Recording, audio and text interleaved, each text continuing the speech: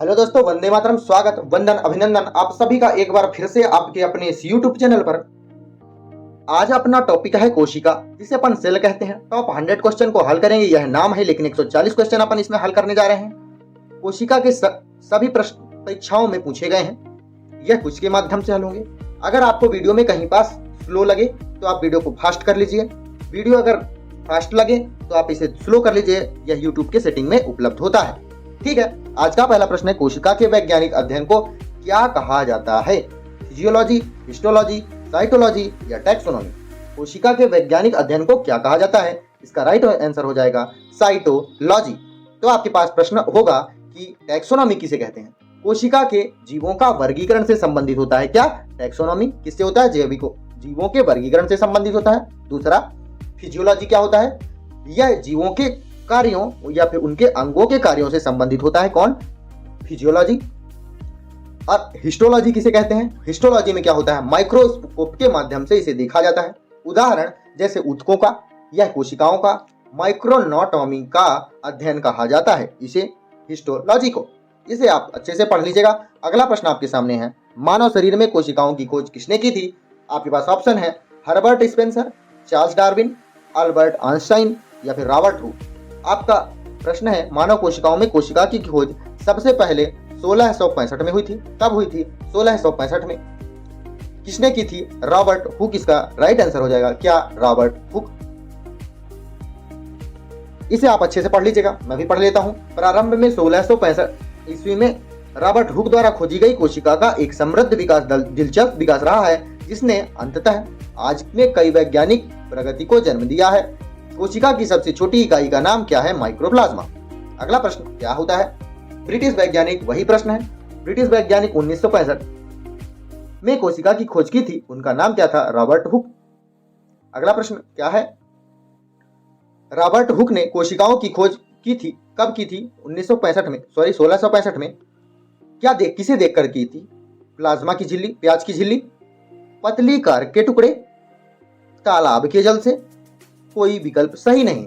Robert Hooke ने कोशिकाओं की खोज किससे की थी? पतली कार के टुकड़े से की थी। अगला प्रश्न आपके सामने क्या है? लुवेनहॉक ने सबसे पहले स्वतंत्र जीवित कोशिकाओं की खोज खाली स्थान में की थी।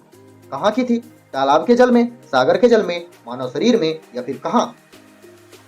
लुवेनहॉक ने सबसे पहले स्वतंत्र जीवित कोशिकाओं की खोज कहाँ की थी? आपके पास इसका उत्तर होना चाहिए। सबसे पहले तो 1674 में इन्होंने क्या किया था? कोशिका की खोज की थी। इस कोशिका का नाम उन्होंने क्या रखा था? इस शैवालों में की थी, शैवाल का नाम इस पे रोग्या रखा था। इसे तालाब के जल में खोजा गया था। इसका राइट आंसर हो जाएगा, आप इसे देख सकते हैं। चलिए, वही चीज लिखा है इसमें, आप पढ़ लीजिएगा।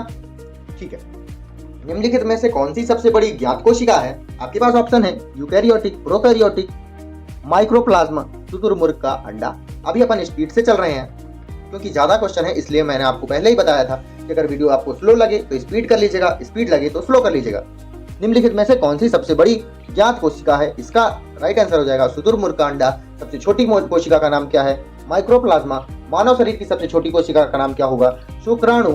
शुक्राणु जो कि पुरुषों में पाया जाता है। और मादा शरीर की सबसे बड़ी कोशिका का नाम होगा अंडाणु। अंडाणु जो कि महिलाओं में पाई जाने वाली कोशिका है। चलिए, आप इसे देख सकते हैं कि माइक्रोप्लाज्मा 10 माइक्रोमीटर की होती है। इसकी सबसे बड़ी लंबी वो होती है।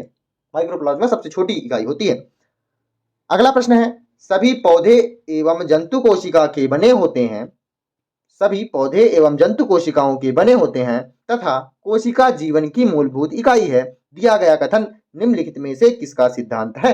कौन सा सिद्धांत है कि कोशिका जीवन की इकाई होती है? आपके पास ऑप्शन है, जैव विकास का सिद्धांत है, या वंशानुगति का सिद्धांत है, या कोशिका का सिद्धांत है, या प्राकृतिक वर्ण का सिद्धांत है। कौन सा सिद्धांत है कि कोशिका जीवन की मूलभूत इकाई होती है? इसका राइट आंसर हो जाएगा कोशिका सिद्धांत है कि कोशिका जीवन की मूलभूत इकाई होती है। अगला प्रश्न है, कोशिका सिद्धांत का प्रस्ताव देने के वाले वैज्ञानिक का नाम बताइए।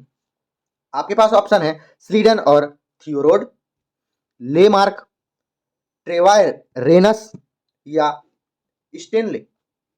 इसका राइट आंसर हो जाएगा स्लीडन और थियोडोन स्वान। ठीक है, चलिए, कब दिया था? 38 और 39 में। अगला प्रश्न आपके सामने है, यह किसने प्रस्तुत किया कि सभी पौधे एवं जंतु कोशिकाओं के बने होते हैं तथा कोशिका जीवन की मूलभूत इकाई होती है। यही अगला पिछला क्वेश्चन था, इसका भी राइट आंसर यही हो जाएगा। अगला प्रश्न आपके सामने क्या है, किसने कोशिका सिद्धांत को आगे बढ़ाया तथा यह बताया कि सभी कोशिकाएं पूर्ववर्ती कोशिकाओं की बनी होती है। सभी कोशिकाएं पूर्ववर्ती कोशिकाओं की बनी होती है, यह किसने बताया? ऑप्शन आपके पास है, स्वान ने बताया। अगला ऑप्शन है आपके पास, एम स्लीडन ने बताया।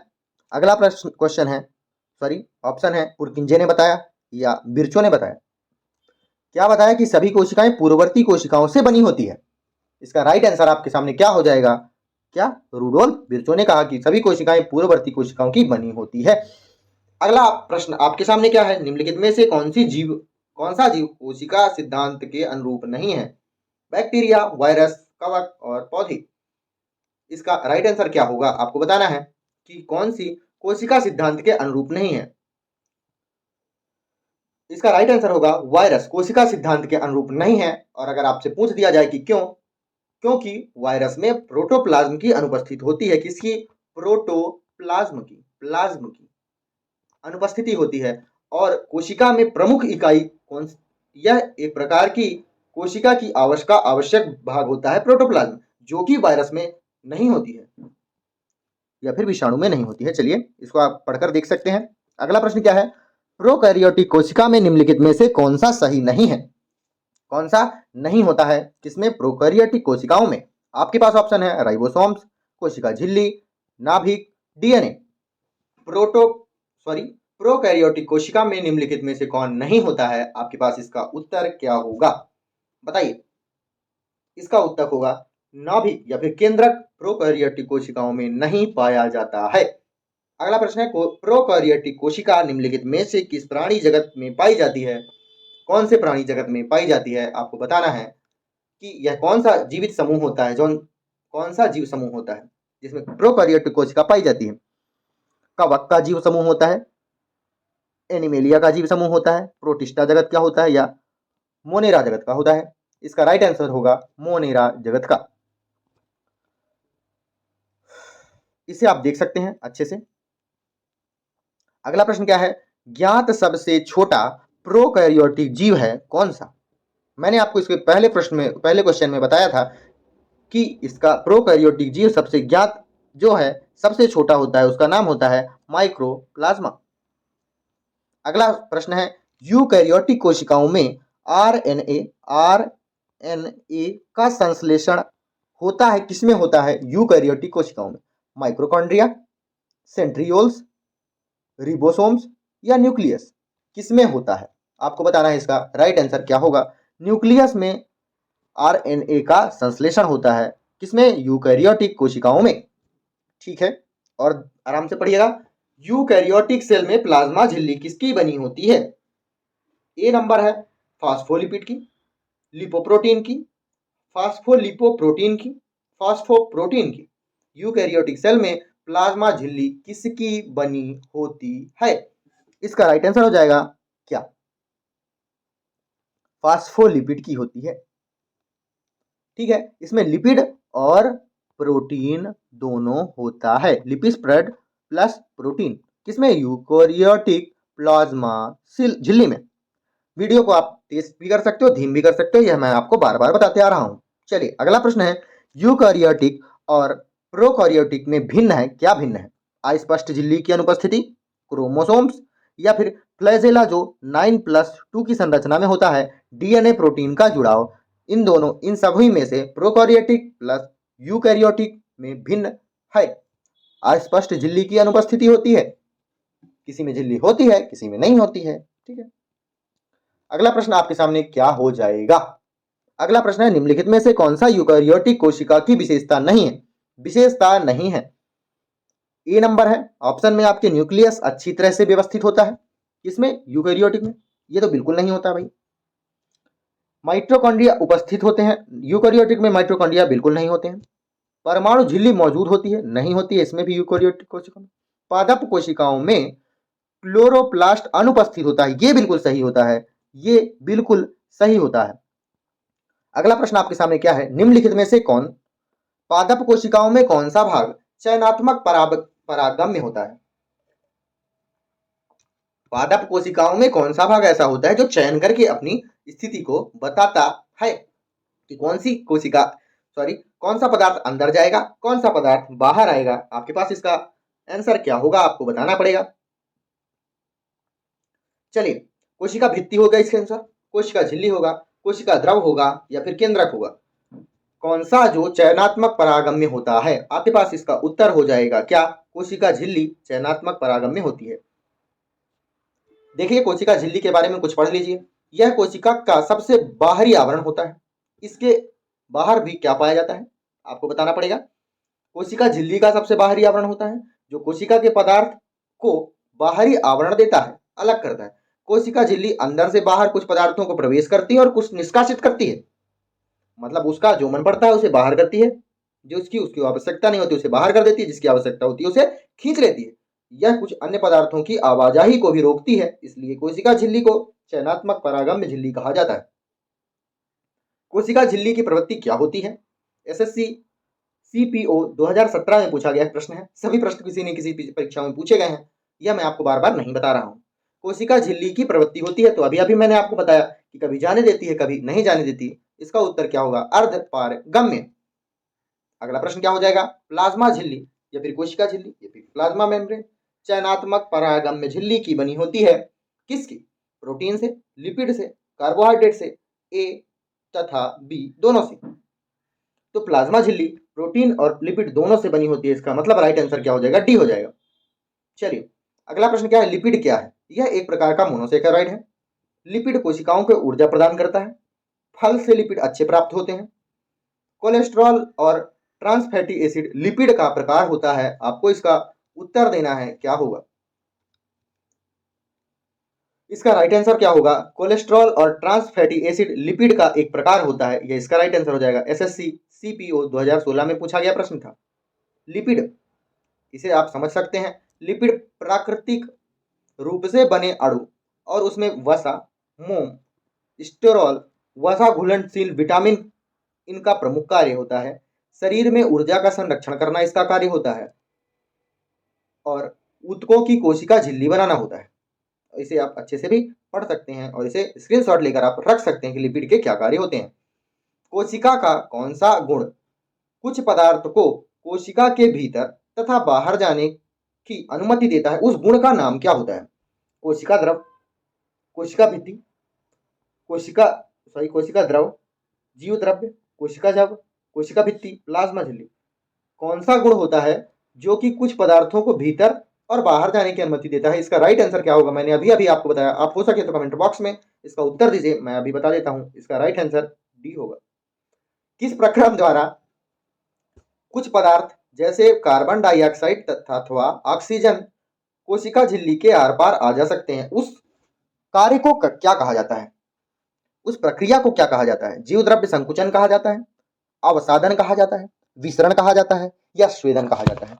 स्वेदन कहा जाता है। बताइए इसका राइट आंसर क्या होगा कि इस प्रक्रम को क्या कहा जाता है जिसमें कार्बन डाइऑक्साइड और कोशिका झिल्ली आर पार आ जा सकते हैं? उसका नाम क्या होगा? विसरण इसका राइट आंसर हो जाएगा। इसका उत्तर क्या होगा? विसरण। 2017 में पूछा गया क्वेश्चन था।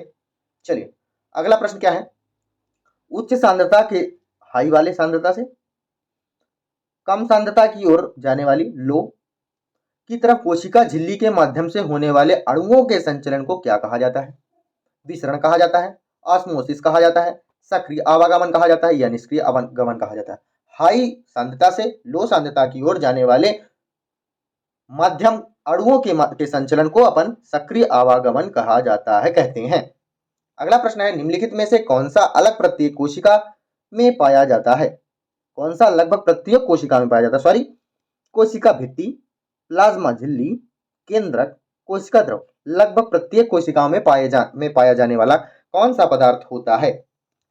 इसका राइट आंसर हो जाएगा कोशिका भित्ति। सभी पदार्थों में पाया जाता है। आप इसे देख सकते हैं जो पिछले स्लाइड में गया हुआ है। चलिए, अगला प्रश्न होता है, पादप कोशिका वनस्पति कोशिका भित्ति मुख्यतः किससे बनी होती है? पादप कोशिका या फिर वनस्पति कोशिका की भित्ति मुख्यतः किससे बनी होती है? लिपिड से, विटामिन से, सेल्यूलोज से या प्रोटीन से? इसका राइट आंसर होगा सेल्यूलोज से। पादप कोशिका या वनस्पति कोशिका की भित्ति किससे बनी होती है? सेल्यूलोज से बनी होती है। अगला प्रश्न आपके सामने क्या है? सेल्यूलोज की भित्ति सेलों में पाई जाती है। कौन से सेलों में पाई जाती है? पौधों में पाई जाती है। अभी तो पहले ही मैंने बताया कि वनस्पति कोशिकाओं में और पादप कोशिकाओं में सेल्यूलोज की भित्ति बनी होती है। अगला प्रश्न क्या है? कोशिका भित्ति की प्रवृत्ति क्या होती है? पारगम्य होती है, अर्ध पारगम्य होती है, गैर पारगम्य होती है या फिर स्वतंत्र पारगम्य होती है? कोशिका झिल्ली की प्रवृत्ति क्या होती है? अर्ध पारगम्य होती है। कोशिका भित्ति की प्रवृत्ति पारगम्य होती है। पूरा पूरा निकल जाता है। अगला प्रश्न, सॉरी इसे पढ़ के आप देख लीजिए। चलिए मैं भी पढ़ लेता हूं। कोशिका भित्ति पादप कोशिकाओं में प्लाज्मा झिल्ली के अलावा और एक कठोर बाहरी आवरण होता है। किसका? कोशिका भित्ति का, जिसे कोशिका भित्ति कहा जाता है। कोशिका भित्ति प्लाज्मा झिल्ली के बाहर होती है। पादप कोशिका भित्ति मुख्य रूप से कोशिका रस की बनी होती है। यह पारगम्य होती है। ठीक है, चलिए अगला प्रश्न है, निम्नलिखित में से किसमें कोशिका भित्ति नहीं पाई जाती है? आपके पास ऑप्शन क्या है? यूग्लिना में, पैरामीशियम में, गोन्यूलेस में या माइक्रोप्लाज्मा में? निम्नलिखित में से कौन सा किसमें कोशिका भित्ति नहीं पाई जाती है? बताना है आपको कोशिका भित्ति किसमें नहीं पाई जाती है। तो कोशिका भित्ति किसमें नहीं पाई जाती है? बताना है। डी, माइक्रोप्लाज्मा में कोशिका भित्ति नहीं पाई जाती है। आप इसे फिर से देख सकते हैं अच्छे से। निम्नलिखित में से कौन सी कोशिकांग केवल पादप कोशिका वनस्पति कोशिका में स्थित होते हैं? केवल पादप कोशिका या वनस्पति में होते हैं। कौन से कोशिकांग होते हैं? ऑप्शन है कोशिका झिल्ली, कोशिका भित्ति, माइक्रोकॉन्ड्रिया, लाइसोसोम। किसमें स्थित होते हैं? बताना है आपको। कौन स्थित होते हैं? पादप कोशिका या वनस्पति कोशिका में? चलिए जल्दी जल्दी इसका उत्तर बताइएगा। इसका राइट आंसर होगा कोशिका भित्ति। पादप कोशिका में भी और वनस्पति कोशिका दोनों में पाई जाती है। किसकी उपस्थिति के कारण किसी पादप कोशिका और पशु कोशिका में अंतर पाया जाता है? किसी उपस्थिति के कारण, किसकी उपस्थिति के कारण किसी पादप कोशिका और पशु कोशिका में अंतर पाया जाता है? आपको इसका उत्तर बताना है। क्लोरोप्लास्टम के, कोशिका भित्ति के, कोशिका कला के या फिर केंद्रक के? किसकी अनुपस्थिति के कारण पादप कोशिका और पशु कोशिका में अंतर पाया जाता है? इसका राइट आंसर हो जाएगा बी, कोशिका भित्ति। कोशिका भित्ति पादप कोशिकाओं में मौजूद होती है और पशु कोशिकाओं में अनुपस्थित होती है। प्लाज्मा झिल्ली, जिसे कोशिका झिल्ली भी कहा जाता है, सभी कोशिकाओं में पाई जाने वाली झिल्ली है जो कोशिका के आंतरिक भाग में को बाहरी आवरण से जोड़ती है। कोशिका भित्ति होती है। चलिए अगला प्रश्न क्या है? संरचनाओं के कौन से युग्म प्रायः पादप और जंतु दोनों कोशिकाओं में पाए जाते हैं? ऑप्शन है कोशिका भित्ति और न्यूक्लियस, न्यूक्लियस और क्लोरोप्लास्ट, अंतर्द्रव्यी जालिका और कोशिका कला और कोशिका भित्ति। प्रायः पादपों और जंतुओं दोनों में पाए जाते हैं। कौन से हैं? कौन से हैं जो दोनों में पाए जाते हैं? अंतर्द्रव्यी जालिका और कोशिका कला दोनों के दोनों में पाए जाते हैं। इसे आप पढ़कर देख सकते हैं। कोशिका कला मैं भी पढ़ लेता हूं। सभी कोशिकाओं के अवयव चारों तरफ से एक अंततः पतली, लचीली और पारगम्य झिल्ली के घिरे होते हैं जिसे जीवद्रव्य कला या कोशिका कला कहा जाता है। निम्नलिखित में से कौन से भाग वनस्पति और जंतु दोनों ही कोशिकाओं में पाए जाते हैं? कोशिका कला, हरित लवक, रिक्तिका, कोशिका भित्ति, केंद्रक, रिक्तिका, कोशिका कला, कोशिका द्रव्य, केंद्रक, कोशिका भित्ति, हरित लवक या फिर कोशिका द्रव्य? कौन से जंतु और वनस्पति दोनों के दोनों में पाए जाते हैं? आपको इसका उत्तर बताना है। तो जो कोशिका कला होती है, कोशिका द्रव्य होता है और केंद्रक होता है, ये तीनों के तीनों वनस्पति और जंतु दोनों में पाए जाते हैं। ठीक है, अगला प्रश्न आपके सामने क्या है? एक जीवित कोशिका की संपूर्ण अवयव को खाली स्थान के रूप में जाना जाता है जिसे कोशिका द्रव्य और नाभिक दोनों शामिल होते हैं। कोशिका, फिर से पढ़ लीजिएगा। एक जीवित कोशिका की संपूर्ण अवयव जिसे खाली स्थान के रूप में जाना जाता है, किस रूप में जाना जाता है? जिसमें कोशिका द्रव्य और नाभिक दोनों के दोनों शामिल होते हैं, उसे क्या कहा जाता है? जिसमें कोशिका द्रव्य और नाभिक दोनों शामिल होते हैं, जीवित कोशिका के संपूर्ण अवयव, उसे क्या कहा जाता है? आपके पास इसका राइट आंसर क्या हो जाएगा बताना है। जीव द्रव्य ही कहा जाएगा। कोशिका द्रव्य और नाभिक दोनों के दोनों किसमें शामिल होते हैं? जीव द्रव्य में। अगर आपको वीडियो स्लो लगे तो स्पीड कर लीजिए, फास्ट लगे तो स्लो कर लीजिए। जीव द्रव्य को भी आप अच्छे से पढ़ सकते हैं, इसका स्क्रीनशॉट लेकर आप रख सकते हैं। चलिए ठीक है, अगला प्रश्न क्या है? निम्नलिखित में से किसे जीवन की भौतिक आधार माना गया है? कोशिका भित्ति को, कोशिका झिल्ली को, सूत्रकणिका को या जीव द्रव्य को? जीवन का भौतिक आधार किसे माना गया है? तो जीवन का भौतिक आधार जीव द्रव्य को माना गया है। अगला प्रश्न आपके सामने क्या है? कोशिका का जीवित अंश जिसे प्रोटोप्लाज्म कहा जाता है, यह किसके बने होते हैं? साइटोप्लाज्म के, कोशिका द्रव्य और केंद्रक द्रव्य के, केवल केंद्रक द्रव्य के, कोशिका द्रव्य, केंद्रक द्रव्य और अन्य कोशिकांग, सभी के बने होते? क्या बताना है आपको कि प्रोटोप्लाज्म किसके बने होते हैं? तो जो कोशिका द्रव्य होता है, केंद्रक द्रव्य होता है और अन्य कोशिकांग, तीन के तीनों से मिलकर बने होते हैं क्या? जीव द्रव्य या फिर प्रोटोप्लाज्म। ठीक है, अरे बंद हो। चलिए अगला प्रश्न क्या है? निम्नलिखित में से स्थित तरल जैविक पदार्थों को जीव द्रव्य का नाम किसने दिया है? रॉबर्ट हुक ने, रॉबर्ट ब्राउन ने, पुरकिंजे ने या स्लीडन ने? किसने कोशिका द्रव्य में जैविक पदार्थ के जीव द्रव्य का नाम दिया है? जीव द्रव्य का नाम किसने दिया भैया? पुरकिंजे साहब ने। अगला प्रश्न है, जीव द्रव्य में सर्वाधिक मात्रा में पाया जाने वाला पदार्थ क्या होता है? आपके पास ऑप्शन है प्रोटीन, वसा, खनिज, जल। जीव द्रव्य में सर्वाधिक मात्रा में पाए जाने वाला पदार्थ क्या है? उसका उत्तर होगा जल, 90% पाया जाता है। अगला प्रश्न, कोशिकाओं में सबसे प्रचुर मात्रा में अणु होते हैं जो कुल कोशिका द्रव्यमान का 70% या उससे अधिक होते हैं। कोशिकाओं में प्रचुर मात्रा में अणु होते हैं। कौन से अणु होते हैं? आपके पास ऑप्शन है न्यूक्लियस अम्ल होते हैं, लिपिड होता है, प्रोटीन होता है या पानी होता है? सबसे ज्यादा पानी होता है, सबसे ज्यादा पानी होता है। अगला प्रश्न आपके सामने क्या है? वीडियो स्लो लगे तो स्पीड कर लीजिए, स्पीड लगे तो स्लो कर लीजिए। लिपिड स्त्राव के लिए निम्न में से कौन उत्तरदायी होता है? लाइसोसोम या सेंट्रोसोम, चिकनी अंतःप्रद्रवी जालिका, गोल्जी उपकरण, माइक्रोकॉन्ड्रिया या लाइसोसोम और माइटोकॉन्ड्रिया? लिपिड स्त्राव के लिए कौन उत्तरदायी होता है? इसका आपको उत्तर बताना है। इसका राइट आंसर हो जाएगा क्या? अंतःप्रद्रवी जालिका। शायद इसका भी डिस्क्रिप्शन होगा, नहीं है, आप आगे चलकर देख लीजिएगा, शायद हो। अंतःप्रद्रवी की या फिर जिसे इंडोप्लाज्मिक कहा जाता है की सतह पर खाली स्थान की उपस्थिति के कारण खुरदुरी होती है। किसकी उपस्थिति के कारण इंडोप्लाज्मिक की सतह खुरदुरी होती है? आपके पास ऑप्शन है गोल्जी बॉडी, लवक, लयनकाय या राइबोसोम। किसकी उपस्थिति के कारण क्या होता है? खुरदुरी होती है। इसका राइट आंसर हो जाएगा राइबोसोम। शायद राइबोसोम के बारे में अगला आगे दिया हुआ होगा। चलिए, राइबोसोम की खोज सर्वप्रथम रोमानिया में जैव वैज्ञानिक जॉर्ज पालाडी ने 1955 में की थी। राइबोसोम एक प्रकार की झिल्ली विहीन राइबोन्यूक्लिक प्रोटीन है, सूक्ष्म कण है जो हरित लवक, केंद्रक, कोशिका द्रव्य तीनों के तीनों में पाए जाते हैं। अगला प्रश्न आपके सामने क्या है? प्रोटीन संश्लेषण में निम्न कोशिकाओं में किसकी भूमिका सबसे अधिक महत्वपूर्ण होती है? लाइबोसोम सेंट्रोसोम की, इसी की, अंतःप्रद्रवी जालिका की, राइबोसोम की, गोल्जी उपकरण या माइटोकॉन्ड्रिया की, या लाइबोसोम या माइटोकॉन्ड्रिया की? प्रोटीन संश्लेषण में सबसे ज्यादा जरूरी कौन होता है? आपको इसका उत्तर देना है। इसका राइट आंसर हो जाएगा अंतःप्रद्रवी जालिका और राइबोसोम दोनों के दोनों प्रोटीन के संश्लेषण में उत्तरदायी होते हैं। राइबोसोम किसके स्थल कहे जाते हैं? प्रोटीन निर्माण का स्थल कहा जाता है या प्रकाश संश्लेषण का स्थल कहा जाता है, वसा निर्माण का स्थल कहा जाता है या श्वसन का स्थल कहा जाता है? कौन? राइबोसोम। तो राइबोसोम का प्रोटीन निर्माण का स्थल कहा जाता है। एक मिनट, अगर वीडियो आपको अच्छी लगे तो वीडियो को लाइक, कमेंट, शेयर करते रहिए, ठीक है ना। अगला प्रश्न है, कोशिका के हिस्से के किस हिस्से में प्रोटीन पाया जाता है?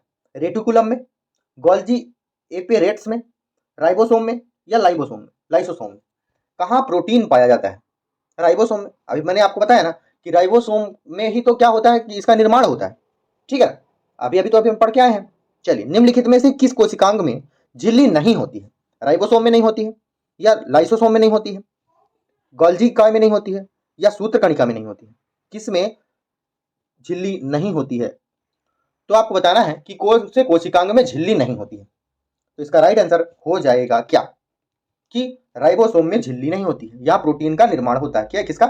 प्रोटीन का निर्माण होता है। ठीक है, चलिए अगला प्रश्न आपके सामने क्या है, लाइबोसोम या इसे हिंदी में ये कहा जाता है एवं पेरोक्सीसोम बनता है कहाँ, माइटोकॉन्ड्रिया में, सेंट्रियोज में, प्लाज्मा झिल्ली में या गोल्गी काई में। लाइसोसोम कहाँ बनता है, तो लाइसोसोम बनने का निर्माण कहाँ होता है, गोल्गी काई में। लाइसोसोम बनने का निर्माण गोल्गी काई में होता है। कोशिका में निम्न में से कौन सी पाचन थैली कहलाती है, पाचन थैली कौन सी कहलाती है, गोल्गी काई, माइटोकॉन्ड्रिया, राइबोसोम या लाइसोसोम। कौन सी पाचन थैली कहलाती है, पाचन थैली लाइसोसोम को कहा जाता है। अगला प्रश्न है, निम्नलिखित में से कौन से किस कोशिकाओं को एटम बम कहा जाता है, कौन से कोशिकाओं को एटम बम कहा जाता है। आपके पास ऑप्शन है, सूक्ष्म नलिका को, न्यूक्लियोलस को, गोल्गी काई को या लाइसोसोम को क्या एटम बम कहा जाता है। ठीक है, तो इसका राइट आंसर हो जाएगा लाइसोसोम को एटम बम कहा जाता है। तो 50 क्वेश्चन हो चुके हैं। अगर आपको वीडियो अच्छी लगी हो तो वीडियो को लाइक करो, कमेंट करो, शेयर कर दो, है ना, तो कुछ तो अपने को फायदा होना चाहिए ना। चलिए ठीक है, अगर आपको वीडियो में कुछ भी दिक्कत आ रही हो तो आप कमेंट करके बता सकते हो ना। चलिए अगला प्रश्न क्या है, निम्नलिखित में से किस कोशिका अंग को कोशिका की आत्मघाती थैली या सुसाइड बैग कहा जाता है। कितनी बार पूछा गया प्रश्न है, आप देख सकते हो इसे अच्छी तरह से। किसे सुसाइड बैग कहा जाता है। ऑप्शन है, गुणसूत्र कणिका को, केंद्रक को, केंद्रिका को या लाइसोसोम को। तो इसका भी राइट आंसर क्या हो जाएगा, लाइसोसोम को ही क्या कहा जाता है, आत्मघाती थैली कहा जाता है या सुसाइड बैग कहा जाता है। अगला प्रश्न, लाइसोसोम एक लक्षण किसकी अधिक संख्या की उपस्थिति के कारण दिखाई पड़ता है, प्रोटीन की, वसा की, स्त्रावित पदार्थ की या फिर एंजाइम की। लाइसोसोम का लक्षण किसकी अधिक संख्या की उपस्थिति के कारण होता है, तो इसका राइट आंसर हो जाएगा क्या, डी, हाइड्रोलाइटिक एंजाइम की अधिक उपस्थिति के कारण यह दिखाई पड़ने लगता है। अगर वीडियो आपको धीमी लग रही हो तो स्पीड कर लीजिए। अगला क्वेश्चन है आपके सामने, कौन सा कोशिकांग किसी भी बाहरी पदार्थ तथा खराब कोशिकांग को बचाकर कोशिका को साफ करने में मदद करता है। इसका आपके पास ऑप्शन है, प्लास्टिस्ट या फिर ये पता नहीं क्या क्या नाम है। इसका राइट आंसर होगा लाइसोसोम। इसका राइट आंसर होगा लाइसोसोम। क्या करता है कि किसी भी कोशिका को या फिर बाहरी कोशिका को जो खराब हो जाती है उसे पचाकर साफ कर देता है। इसका राइट आंसर हो जाएगा, इसीलिए इसे आत्मघाती थैली भी कहा जाता है।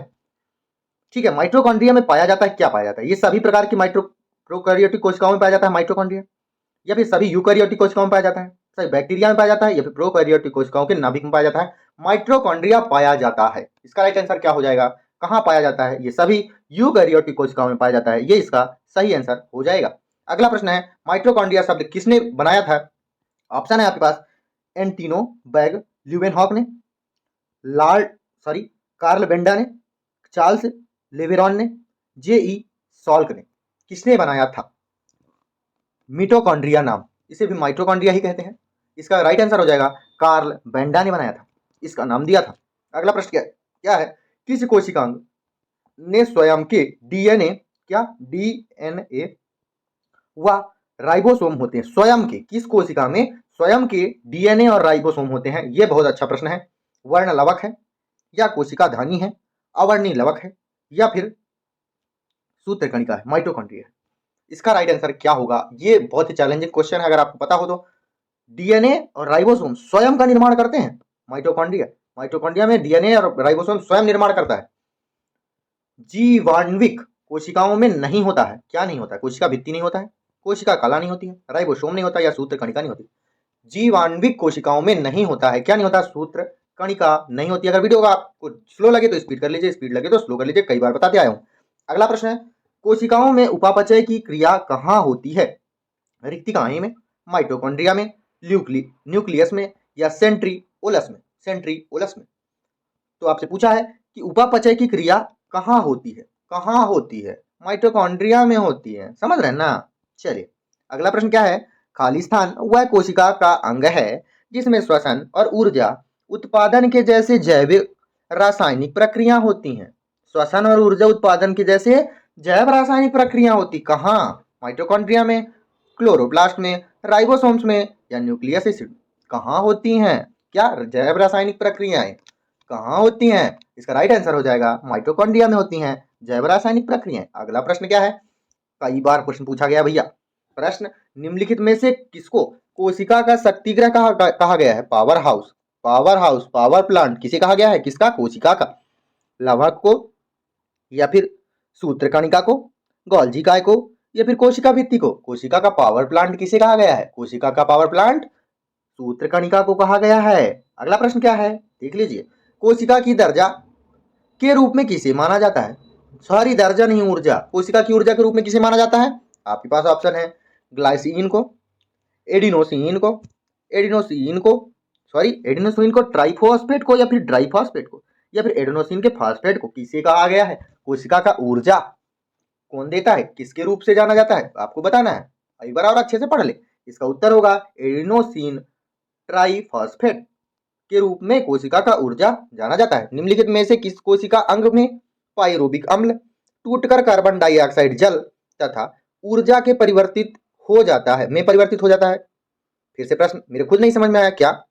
निम्नलिखित में से किस कोशिका अंग में पायरोबिक अम्ल टूटकर कार्बन डाइऑक्साइड तथा जल ऊर्जा में परिवर्तित हो जाता है? अच्छा, कोशिका द्रव्य में, कोशिक केंद्रक में, गुणसूत्र कणिका में, या फिर हरित लवक में? कहां पायरोबिक अम्ल कार्बन डाइऑक्साइड जल और ऊर्जा के रूप में परिवर्तित होता है? यही आपका प्रश्न है, तो आपको उत्तर देना है। इसका उत्तर गुणसूत्र कणिका में क्या होगा? पायरुबिक अम्ल कार्बन डाइऑक्साइड और ऊर्जा के रूप में परिवर्तित हो जाता है। किसके किसके रूप में? ऊर्जा प्लस कार्बन डाइऑक्साइड के रूप में। ठीक है, अगला प्रश्न क्या है? निम्नलिखित में से किस कोशिका द्रव्यी कोशिकाओं में यूकेरियोटिक कोशिकाओं के भीतर प्रोकैरियोटिक कोशिकाएं माना जाता है? कहां माना जाता है कि यूकेरियोटिक कोशिकाओं के भीतर होती है प्रोकैरियोटिक कोशिकाएं? गुणसूत्र कणिका में, गोल्जी कॉय में, लाइसोसोम में, या फिर ग्लाइओस्मोस? जो भी हो इसका नाम, इसका राइट आंसर क्या होगा? इसका राइट आंसर होगा माइटोकॉन्ड्रिया में। क्या कहा जाता है, क्या माना जाता है कि यूकेरियोटिक कोशिकाओं के भीतर प्रोकैरियोटिक कहा होता है, यह माना जाता है। कहां? माइटोकॉन्ड्रिया में। निम्नलिखित में से कौन सी कोशिका अंगक वनस्पति तथा पशु कोशिका दोनों के रूप में उपस्थित होती है? बताना है, कोशिका भित्ति में, लाइसोसोम में, हरित लवक में, या गुणसूत्र कणिका में? क्या प्रश्न है? निम्नलिखित में से कौन सी कोशिका अंगक वनस्पति तथा पशु दोनों कोशिकाओं में उपस्थित होती है? इसका राइट आंसर क्या होगा? गुणसूत्र कणिका में। यह शायद दूसरी बार यह क्वेश्चन आ चुका है। निम्नलिखित में से कौन सी कोशिका अंग केवल पादप कोशिकाओं में उपस्थित होते हैं? कौन सी कोशिका केवल पादप में होते हैं? लाइसोसोम, प्लास्टिड, कोशिका झिल्ली, या माइटोकॉन्ड्रिया? जो कि केवल पादप कोशिकाओं में पाया जाने वाला होता है उसे क्या कहते हैं? प्लास्टिड।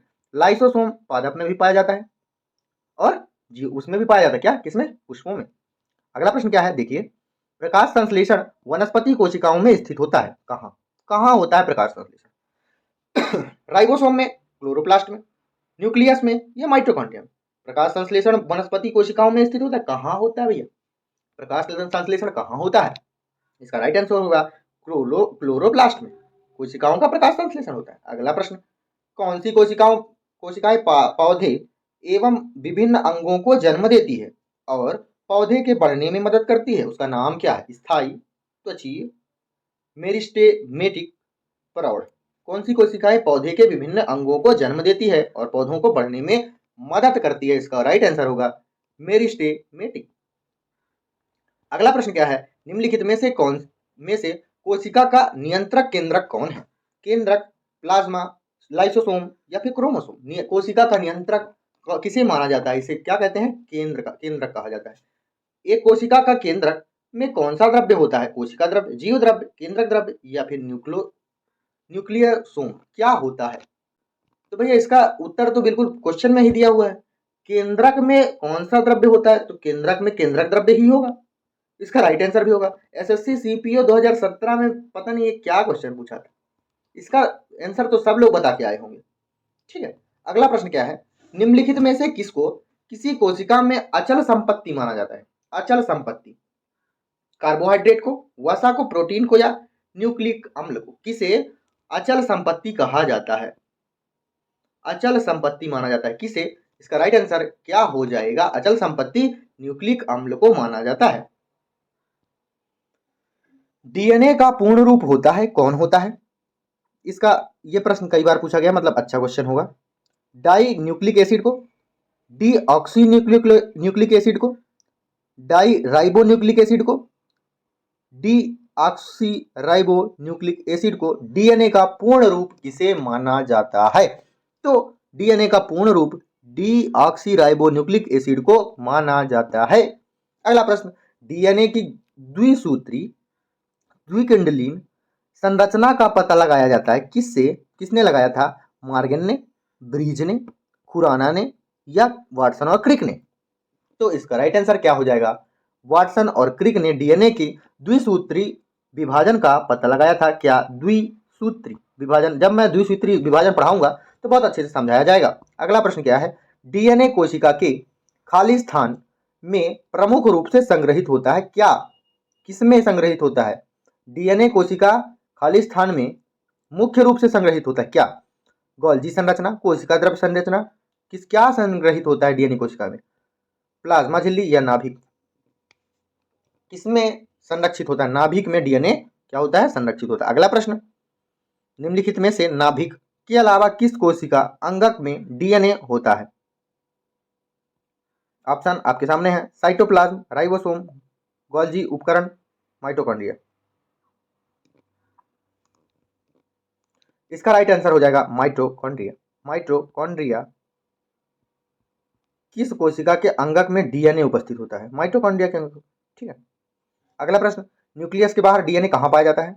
राइबोसोम, अंतःप्राथमिक जालिका, माइटोकॉन्ड्रिया, गोल्जी का। कहाँ पाया जाता है डीएनए? डीएनए न्यूक्लियस के बाहर कहाँ पाया जाता है? इसका राइट आंसर हो जाएगा माइटोकॉन्ड्रिया में। अगला प्रश्न है, अगर आपको वीडियो स्पीड लगे तो स्लो कर लेना, स्लो लगे तो स्पीड कर लेना, ये कई बार बताते आया हूँ। डीएनए का परीक्षण विकसित किया गया था किसके द्वारा? डीएनए का परीक्षण किसके द्वारा विकसित किया गया था? इसका उत्तर होगा एलेक जेफरी द्वारा। एलेक जेफरी के द्वारा डीएनए का परीक्षण विकसित किया गया था। डीएनए किस पर हाइपर क्रोमोसिटी दर्शाता है? हाइपर क्रोमोसिटी किस में दर्शाता है? इसका राइट आंसर क्या हो जाएगा? हीटिंग पर। हीटिंग पर डीएनए किस प्रकार हाइपर क्रोमोसिटी दर्शाता है? हीटिंग पर। अगला प्रश्न है, डीएनए में पाई जाने वाली शर्करा का नाम क्या है? डीएनए में पाई जाने वाली शर्करा का नाम क्या है? पेंटोस। इसे पेंटोस कहा जाता है। डीएनए में पाई जाने वाले शर्करा का नाम पेंटोस है। यह कई बार परीक्षाओं में पूछा गया है, हालांकि इसमें नहीं बताया गया कि कब पूछा गया है। डीएनए में थायामिडाइन द्विभाजी संरचना किसके कारण होती है? इसका राइट आंसर हो जाएगा क्या? बीटा किरणें, गामा किरणें या फिर आईआर किरणें या फिर एक्सरे किरणें किसके कारण होती है? तो यूवी किरणों के द्वारा। अगला प्रश्न, जीव कोशिकाओं में आनुवांशिक लक्षणों के नियंत्रण में निम्नलिखित में से कौन सी उत्तरदायी है? आनुवांशिक लक्षणों में निम्नलिखित में से कौन सी उत्तरदायी होती है? आनुवांशिक लक्षणों के लिए कौन सा उत्तरदायी होता है? तो इसका राइट आंसर हो जाएगा क्या? एंजाइम, आरएनए, डीएनए, उपरोक्त में से कोई नहीं, एक से अधिक। तो एंजाइम भी होता है, आरएनए भी होता है, ये दोनों होता है। ठीक है, चलिए अगला प्रश्न क्या है? इसका राइट आंसर चौथा वाला हो जाएगा। एक डीएनए में 20,000 बेस जोड़े होते हैं, इसमें कितने न्यूक्लियोटाइड उपस्थित होंगे? 20 जोड़े मतलब 40,000। 20,000 बेस जोड़े, 20,000 का दुगना कितना होगा? 40,000। इसका राइट आंसर कितना हो जाएगा? बी हो जाएगा। चलिए अगला प्रश्न क्या है? निम्नलिखित में से कौन से डीएनए रहित होने पर भी द्विगुणन कहलाता है? द्विगुणन कहलाता है। निम्नलिखित में से कौन से डीएनए रहित होने पर भी द्विगुणन कहलाता है? बताइए कौन सा द्विगुणन कहलाता है? इसका राइट आंसर क्या हो जाएगा? प्लास्टिड तारक केंद्रक। तारक केंद्रक इसका राइट आंसर हो जाएगा। अगला प्रश्न क्या है? एचआईवी द्वारा उत्पन्न एंजाइम है जो पोषी कोशिकाओं को डीएनए के भीतर एचआईवी के डीएनए को संगठित करता है। काफी लंबा चौड़ा क्वेश्चन है, यह टाइम टेकिंग के लिए दिया गया था। इसका राइट आंसर हो जाएगा क्या? ये क्वेश्चन आता नहीं है, एंटीग्रेस। ये उस टाइम का क्या है कि जो टॉपिक चलता रहता ना, उसी में आदमी क्वेश्चन देता है। 2015 का यह प्रमुख टॉपिक था। जीन क्या है? एक प्रकार का डीएनए का एक भाग होता है या फिर डीएनए का हिस्टोन का एक भाग होता है? डीएनए और आरएनए का हिस्टोन का एक भाग होता है या फिर उपरोक्त में से सभी? जीन है क्या? जीन है क्या? आपको बताना है। डीएनए का एक भाग होता है। कौन? जीन। अगला प्रश्न क्या है? देखिए, जीन बने होते हैं, किसके बने होते हैं? जीन एक प्रकार से पॉलीन्यूक्लियोटाइड एसिड के बने होते हैं जीन। अगला प्रश्न क्या है? आरएनए एक बहुलक अणु है, इसका पूर्ण रूप क्या है? आरएनए का फुल फॉर्म एक प्रकार से पूछा गया है, राइबोन्यूक्लिक एसिड इसका राइट आंसर हो जाएगा। अगला प्रश्न क्या है? आरएनए का प्राथमिक कार्य क्या है? आरएनए का प्राथमिक कार्य क्या है? प्रोटीन का संश्लेषण करना आरएनए का प्रमुख कार्य है। अगला प्रश्न है, राइबोन्यूक्लिक एसिड आरएनए में निम्नलिखित में से कौन सा नाइट्रोजन युक्त क्षार उपस्थित नहीं होता है? कौन सा नहीं होता है? थाइमीन इसमें आरएनए में नहीं होता है, लेकिन डीएनए में थाइमीन भी होता है। चलिए अगला प्रश्न क्या है, देखिए आरएनए में थाइमीन के स्थान पर कौन सा बेस होता है? इसका राइट आंसर क्या होगा? इसका राइट आंसर होगा यूरेसिल। यूरेसिल इसमें उपस्थित होता है, किसके जगह में? थाइमीन के जगह पे। इसका राइट आंसर ये हो जाएगा सी नंबर। अगला प्रश्न क्या है, राइबोजाइम होते हैं आरएनए में, डीएनए में, प्रोटीन्स में, या फिर इनमें से कोई नहीं? राइबोसोम्स होते हैं, क्या होते हैं? इनमें से कोई नहीं। इसका राइट आंसर हो जाएगा, क्योंकि इसमें आंसर ही नहीं दिया है। क्रोमोसोम में पाया जाता है, क्या पाया जाता है? केवल प्रोटीन, आरएनए डीएनए दोनों हिस्टोन, आरएनए डीएनए हिस्टोन और नॉन हिस्टोन, क्या क्या क्या पाया जाता है? किसमें? क्रोमोसोम्स में। क्रोमोसोम्स में क्या पाया जाता है? डीएनए, आरएनए, हिस्टोन और नॉन हिस्टोन, सब के सब पाया जाता है। इसमें राइट आंसर हो जाएगा ये। यूपीएससी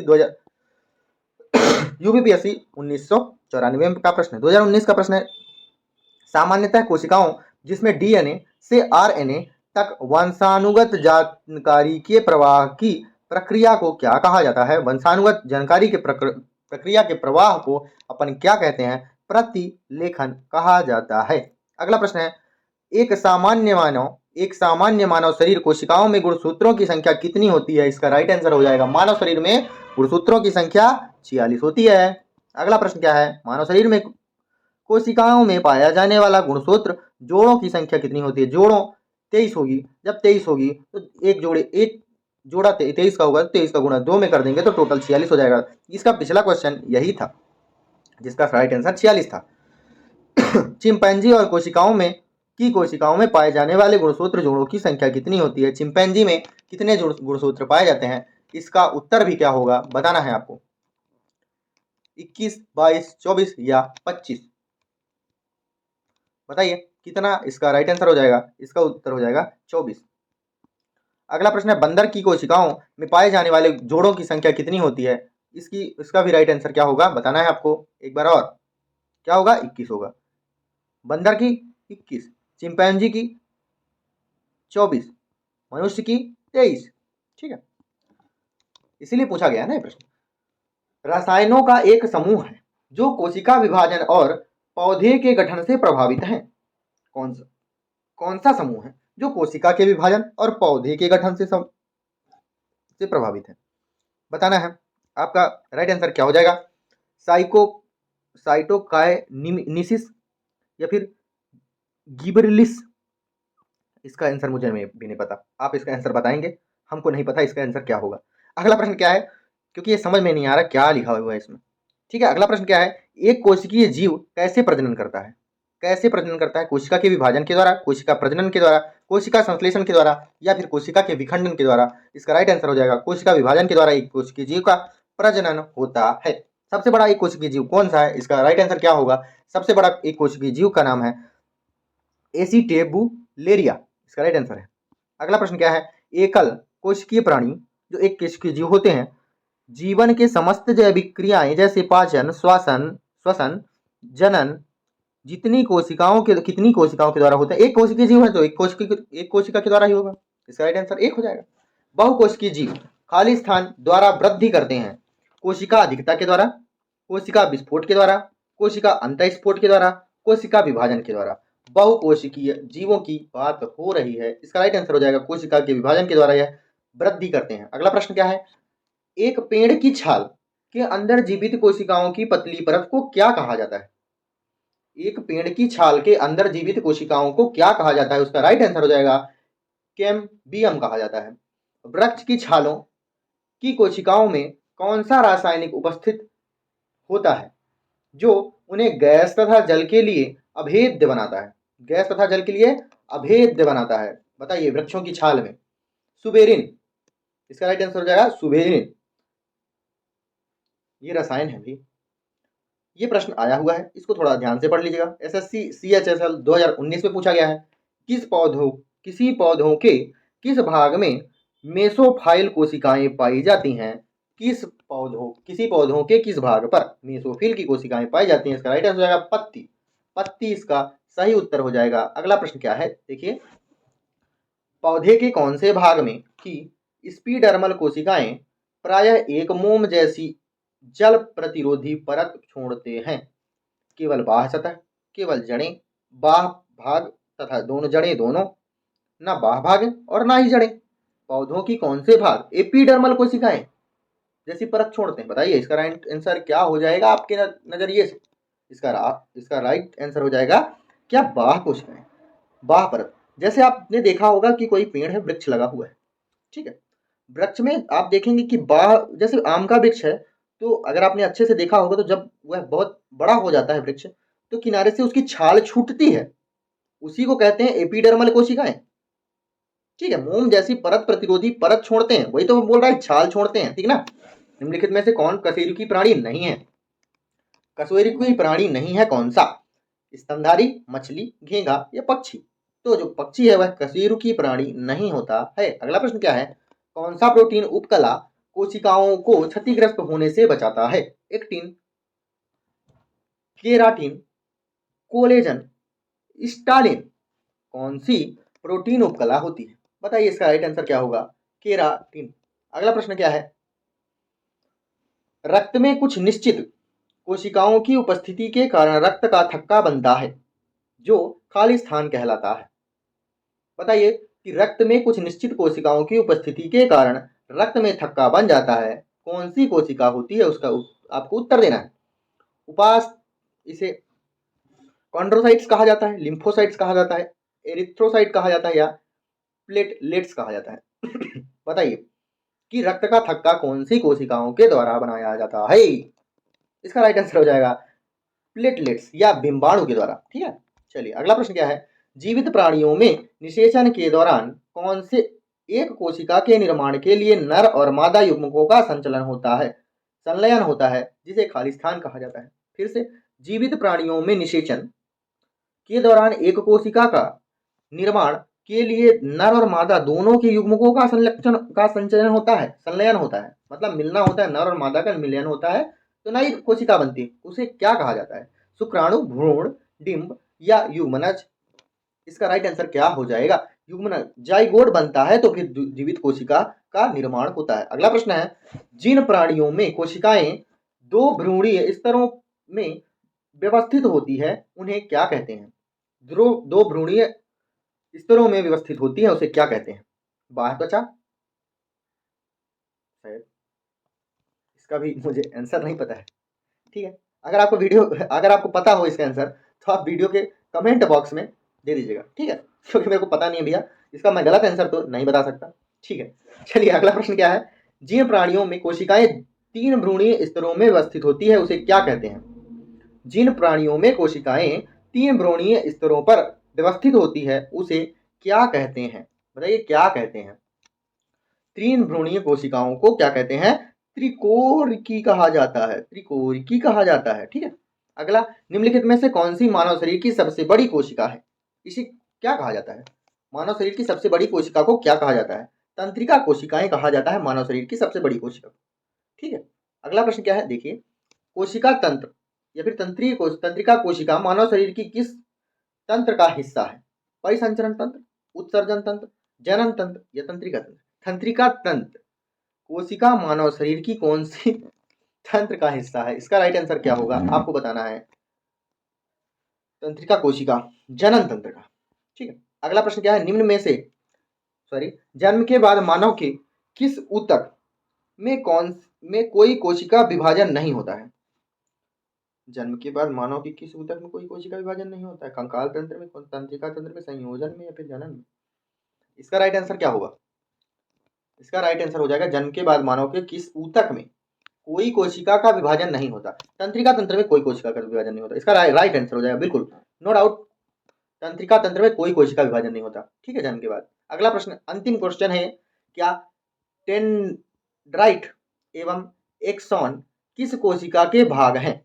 किस कोशिका के भाग हैं? इसका राइट आंसर क्या हो जाएगा आपको बताना है। इसका राइट आंसर हो जाएगा तंत्रिका तंत्र की कोशिकाएं, डेंड्राइट और एक्सॉन इनका भाग होता है, मतलब तंत्रिका तंत्र में डेंड्राइट और एक्सॉन दोनों के दोनों पाए जाते हैं। अगर वीडियो आपको अच्छी लगी हो तो वीडियो को लाइक करो, कमेंट करो, शेयर करो, कोई सुझाव देना चाहो तो आप दे सकते हो, ठीक है। और अब मिलते हैं आपको किसी अगली वीडियो में, कोई अगला चैप्टर लेके, कोई अगला टॉपिक लेके, उसके सारे क्वेश्चन हल करेंगे। तब तक के लिए धन्यवाद। वीडियो को लाइक